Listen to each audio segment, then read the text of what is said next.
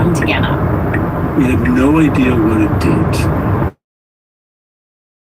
The postdoc who was working on it just started putting it on things and injecting it into mice and, let's see what happens kind of thing.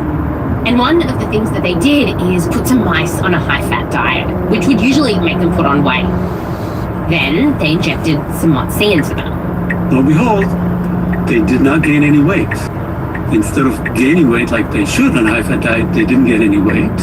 And MOTS-c completely prevented 100% accumulation of fat in the liver of those mice. Whoa! And that was a big deal. Fat in the liver can be dangerous. It can muck up the liver itself, but it can also lead to things like stroke.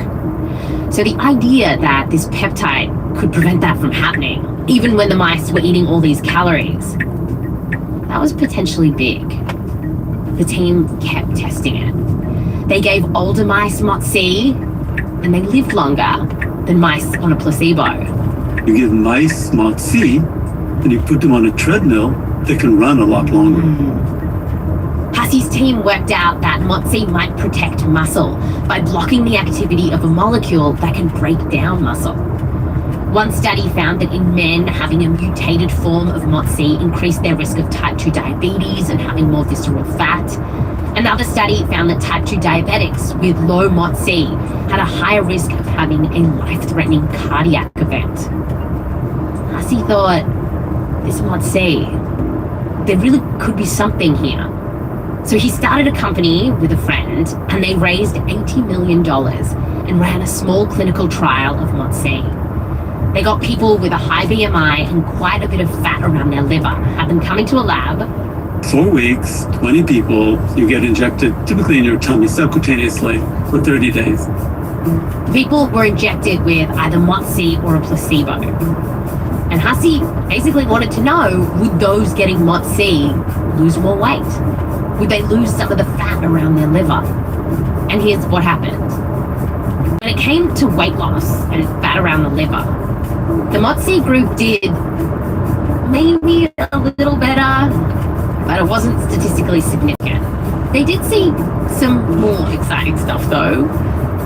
There is liver enzymes that tend to go up in people with fatty liver. Those went down. Blood sugar went down, which is great. And it was pretty safe.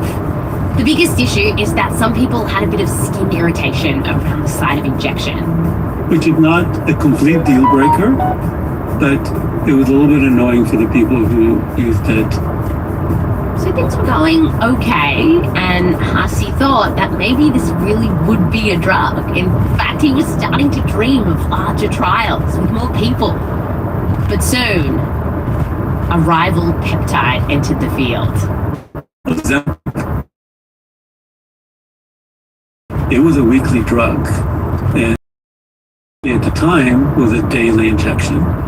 Investors told Hassy, this is not going to make money. And ultimately, the company folded. But since then, MOTS-c has taken on a life of its own. You can buy it online, supposedly just for research purposes, and inject yourself with it.